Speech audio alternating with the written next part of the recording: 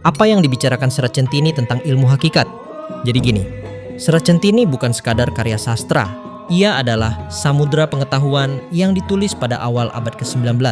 Karya ini disusun oleh para pujangga keraton atas permintaan Pangeran Amengkunegoro III saat sebelum naik tahta sebagai Pakubuwono V.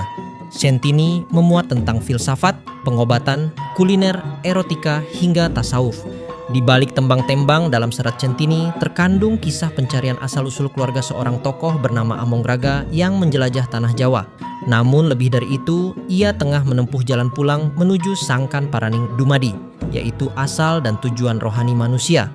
Pelajaran tentang hakikat tersebar di sepanjang perjalanan Amongraga.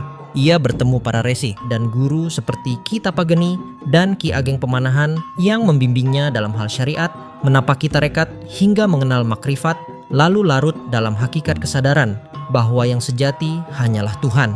Di bagian-bagian tertentu, terutama pupuh seperti gambuh dan dandanggulo, kita temukan bahasa rasa yang dalam tentang lenyapnya ego, sirnanya aku, dan peniadaan diri di hadapan wujud ilahi. Serat Centini tidak memberi definisi kaku tentang hakikat.